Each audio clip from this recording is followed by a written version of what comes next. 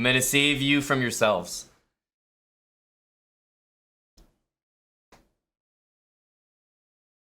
Yeah, you're correct there, your average Dan. It does not. It's the only place in Canada it doesn't work in. What's this music? This is from the chat. This is why you trust me with the music and not yourselves. This is a perfect example. All right, we're jumping into another game, as always. I'll be taking requests. Let me know what you'd like to see. We got like a Grunfeld structure that last game. And honestly, that is a really common way for white to play. Just really quickly, bishop f4, London style, but then bishop h6, going for mate. So I still thought that was useful. Not an alt at all. Thanks for the prime for 19 months. All right, let's jump into a game here.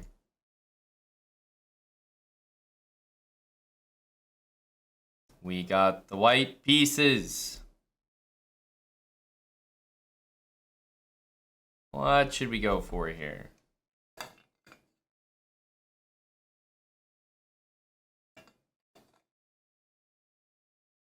Start with e4. Lots can still happen. Not sure what my opponent's going to play.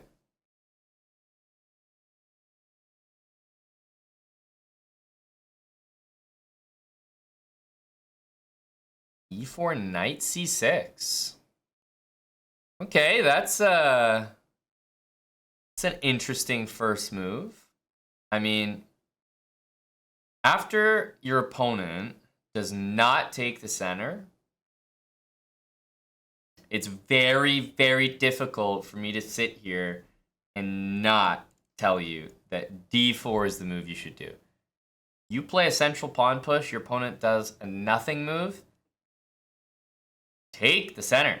Like, there should be no hesitation. None.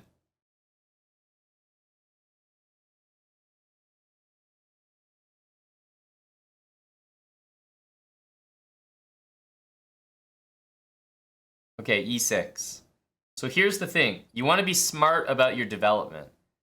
So I'm noticing a few things when I see the move e6. Some of us might be tempted to just thrust the pawn forward, but that gives a square to the knight, gives a square to the bishop. I'm not so sure we want to, give black these easy moves. Wouldn't be bad, but it does make me think, wait a minute, if I play knight c3, okay, bishop b4 might happen. Don't know if I need to allow it. But if I play knight f3, what's my opponent going to do next? Bishop b4 check? Terrible move. d5, I play e5, and black's playing a French without the pawn on c5, which is amazing for us. As soon as I push my pawn to c4, black might have stuff with e5, bishop b4. I'm a big fan of knight f3 because it doesn't allow that stuff at all. So no, I wouldn't be interested in bishop c4, bishop b5. Certainly not bishop d3. At f3, the most flexible move in this position by far, because we don't give anything away. All right, knight f6, e5, as you can imagine, is super tempting here. Hitting the knight. Pretty sure that's what we're going to do. One thing about bishop d3 in these positions is, you go bishop d3, and they can hit you with knight b4.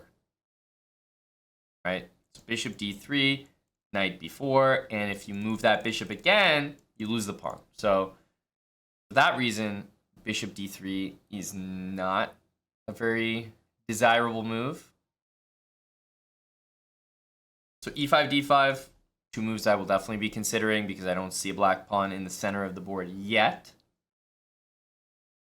But my pawn's also attacked, and I do see a really easy way that I can defend it, which is knight d2. I'm probably going to choose these ideas that don't commit anything and don't put my pieces on vulnerable squares. So I'm going to go knight d2, defend the pawn, and it's like, what's going to happen to me? d5? I'm always going e5. If black plays d6 and just sits there like that, I mean, that is a super passive setup. I'm not that scared of it. So that's exactly what I was expecting. You know, he is probably going to have to do something like that, but that's pretty much exactly what we want. Probably c3. You know, bishop out, castle. And he's going to bring his bishop there. Makes sense. Time to develop.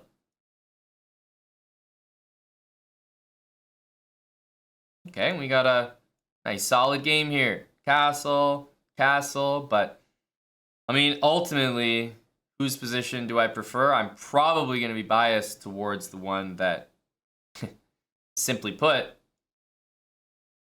has a little bit more space.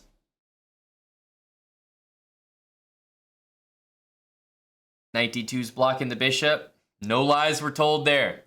No lies were told. But the knight often reroutes, let's say, f1, g3, or knight c4, e3 in these openings, so I don't think we're ever too concerned about that. Oftentimes, this bishop will just sit there, you know, for a large part of the game, actually. So after e5, pretty much only two things on my mind. h3 to prevent the bishop from getting out there. Does make a lot of sense. d5 I don't really like. I'm going to try to keep the position open. But the other move would be pawn takes on e5. And then my knight could go out to c4. So in general, if I want to move this knight out of the way to move the bishop, knight f1 is always an option. But it does end up on a square where it doesn't really have a lot of prospects. Knight c4 is the other one. So it'd be between these two moves. Question is, do we want to take first or play h3? I think those are the only two I would really consider here. d5 is not a huge blunder if you play it. It's not like, oh, you can never play that move. But I don't think you want to close the position because our opponent is playing in a way where, guess what? He's going to move the knight. He's going to play f5. I don't think I want to allow that, at least not that easily. So I'm thinking of taking, say pawn takes, knight c4, hit the e5 pawn, and go from there. Other idea would be just play h3. Right, make h3 the slow move that, you know, just doesn't let this bishop develop. Right, restricts the light squared bishop pretty nicely, actually. So I might end up playing both. I'm going to choose pawn takes on e5. My bishop's attacked, so you can imagine I definitely need to reroute things. This guards my bishop, opens up my other bishop. And I'm not even sure you could really say that I'm threatening this pawn because there might be some tricks for black, but I think I am. I think I would take on e5 here.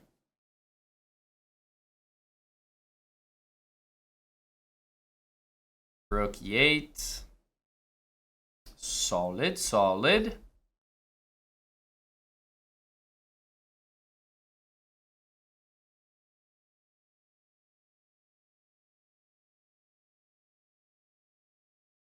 I think it's an h3 angle.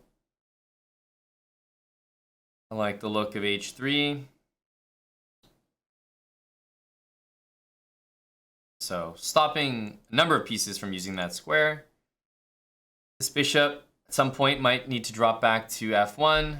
This knight, if needed, can drop back here, like, I don't know, b5. We can drop back to e3. Have a pretty nice square. a4 in general is a very useful move here for white against this exact thing. So because he's launching the b pawn just straight at me without even moving the bishop, not only am I intending knight e3, but I also am going to be attacking this pawn after I move it. So we're hitting b5.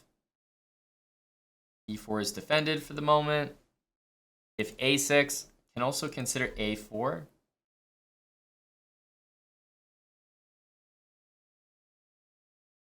Knight back to d2 would be a Very questionable move because we would immediately drop material. And b5, b4. So if there's one thing that I'm noticing here is it feels like my opponent's position is slightly overextended. Just looks like a lot of pawns very far away from one another, whereas mine are pretty compact. Got these guys back home. You got this guy all the way up there. It's a lot. Looking at bishop to b5 here. Yeah, bishop b5 is looking strong. Why is it looking so good? Because I think it immediately makes a threat of pawn takes b4. So bishop b5 is the main move I would consider. Having a look at other moves, though, none of them really do what bishop d5 does. So it's a pin, and it's attacking the knight on c6.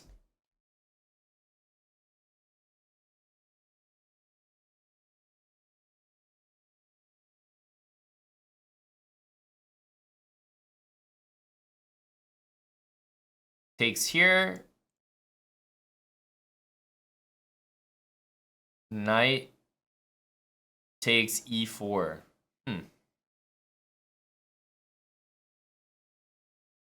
Another move is queen a4 to put some pressure on this pin, right? Just add even more pieces to that pin. It looks very tough to get out of that pin. Like it does look like trouble. So I'm a big fan of queen a4 here.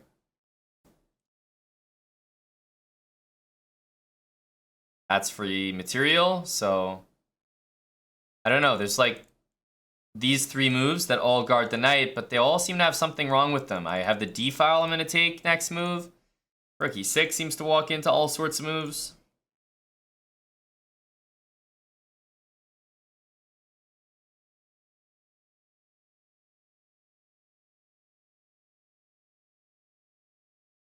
And, well, if I'm seeing pawn takes on c3, then the position's already winning, right? We win a piece here, and I don't think this is relevant. So let's take our plunder.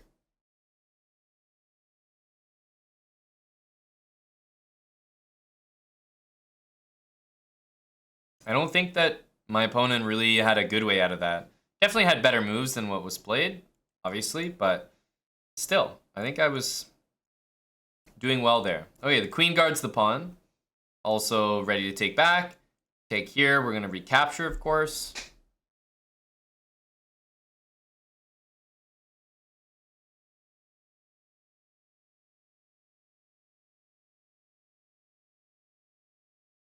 We're up a piece. That's got to be enough here.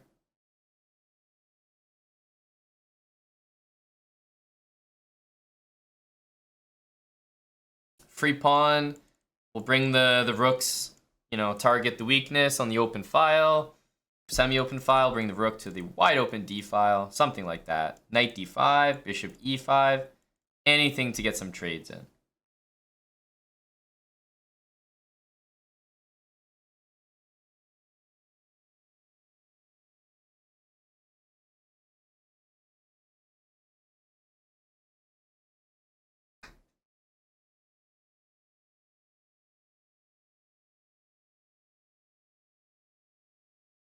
Understandable. Rook e6. Wants to hit my queen here. I like the queen guarding this pawn, so I'm just going to retreat to c2. Guards my bishop. Guards my pawn. Still attacks the c pawn.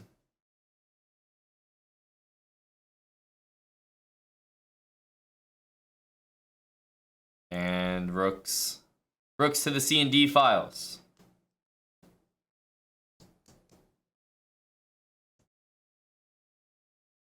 Obviously, life becomes a lot easier when you have an extra piece. There's no doubt about that.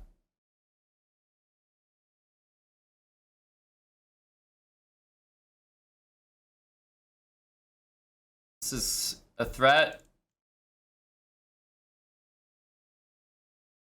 Easy to miss bishop c7 or underestimate it. Despite it being easy to miss, he did not.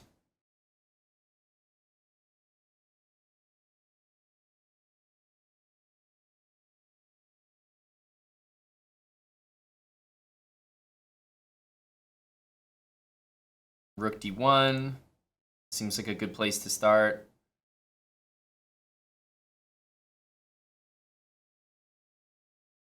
We could always go here and pressure this pawn, but you know, if it goes to c6, I'm not sure we're actually ever going to get it. So I like rook d1 because the idea seems to be knight to d5.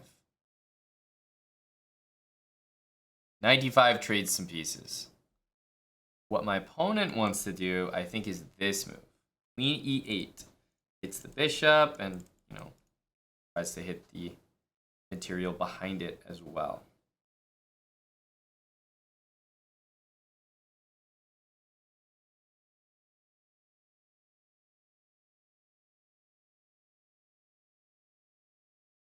I'm going to do something that I believe makes my life a lot easier. I'm just going to play knight d5. If rook here, queen there, knight d5, then I don't like the fact that there's rook takes e5, right? 2 pieces for a rook.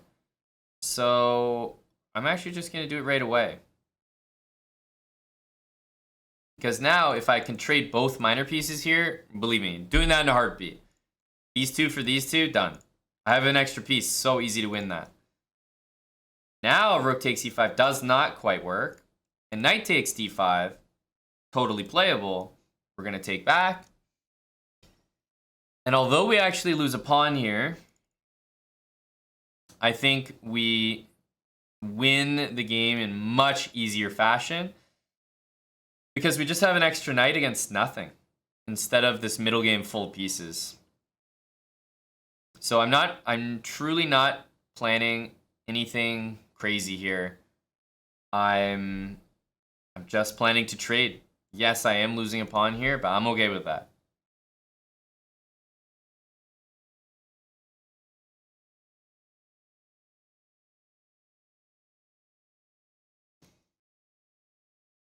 Sometimes it's like, you know, if I can give up a pawn and trade a couple pieces off the board and still be completely winning, that's a pretty good feeling.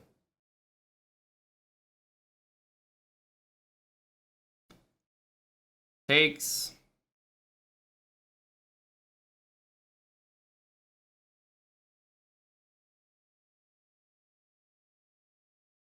We're going to keep the theme of trading every single piece.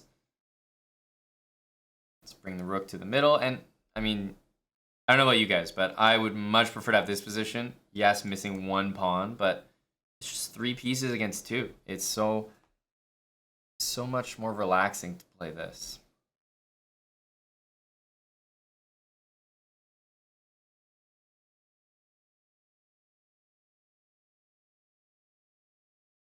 Queen d5. Be a good move. I'm going to continue like this because I actually want to bring my rook to c5. That will put all the pressure on the c pawn. He'll be stuck defending it. And then eventually we can work our knight in to also join the attack. So yeah, this is what I want to do here.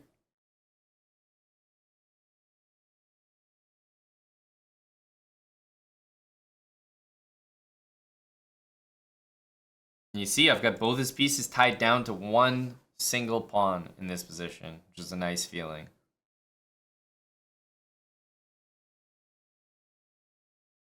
Okay, is there a particular threat here? For queen d1, definitely not. So we're just going to go ahead and take. I still have queen c3 if I need a check of any sort. I have, of course, h3, which gives me that escape square. That's why I'm not concerned about queen d1. Otherwise, queen d1, obviously, would be quite bothersome. That would need an answer immediately.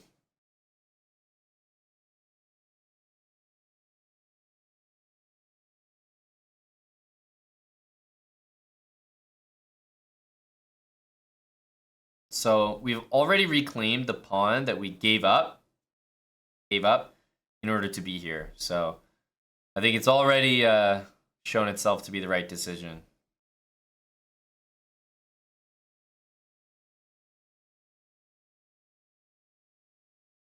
A7's hanging. I'm happy to trade queens. I'm happy to trade rooks. I'm happy to trade anything here.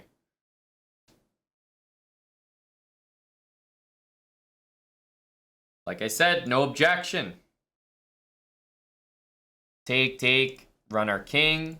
Now this is a pawn that's attacked.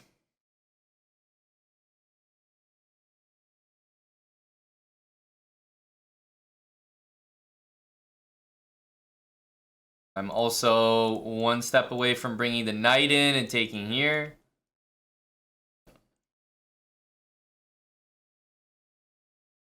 Yep, this looks pretty nice.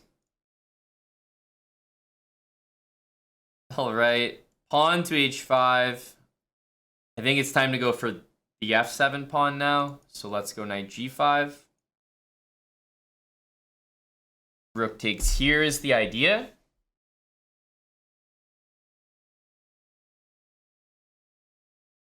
Yeah.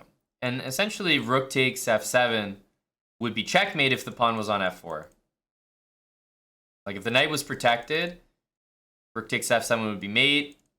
Of course, f4 covers e5, the escape square, and defends the knight. So it's kind of a superhero move here. And if king f5 to try to run away, it's still checkmate. Still can't use those squares. And that's a mating net. There we go. GG. It really came down to the free piece earlier. But I will say I truly think that openings where you don't take the center are to be avoided. Right? This is not a position I would like to see most 1000s playing. So e5, d5 are great moves here. They really are. But the reason I chose knight d2 is I was trying to make a point here about just having the center, having the space, and how pleasant it is.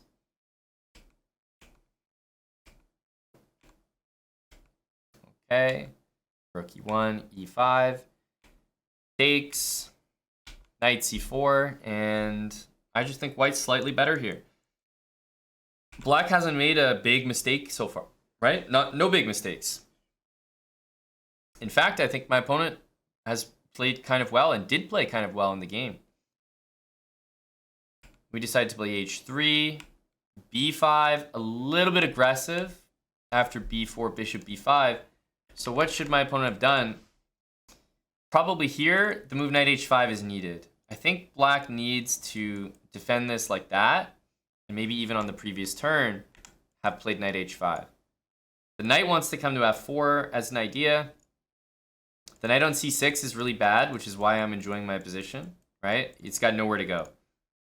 So also here, I think black should take with the knight. No question about it. The knight on c6 does not make a good impression. So black not playing knight h5, and then just overextending with the b pawn. Now bishop b5 happens. You don't trade queens. Suddenly queen a4, and black's lost. If you want to go rook here, well, I have knight g5 waiting for you. Rook d6, I have knight c4. Right? I have bishop c4 as well, but knight c4 looks... This is over. The rook can't keep guarding the knight. Queen d7 is probably even worse, right? Rook d1, and eventually this queen will be forced away from the knight that it's defending. Right? You can't stay there. You got to play queen e7. You lose a piece all the same. So after queen a4, I think here you lose a piece or you lose the exchange. You're losing something. And yeah, once we win this, the game is very easy. Yeah, and I just think knight d5 makes life a lot easier because black probably has to take and do this, but They know it's hopeless. They're down a full piece. Bring the rook in, and the conversion is pretty straightforward, honestly. So easy to win up a piece. Still, I think the technique was pretty good. Win the pawn, and then set up this mating net. Knight g5, f4. So we won probably about as efficiently as possible. But openings like this, starting with knight c6, e6, d6, knight f6, you're getting no space for yourself. So hopefully, those are not openings that you guys decide to play. I do not recommend them at all. I don't think so, Tactical Trickle. a6 at pretty much any point seemed to be well met by me taking my opponent's rook or queen, so. You know?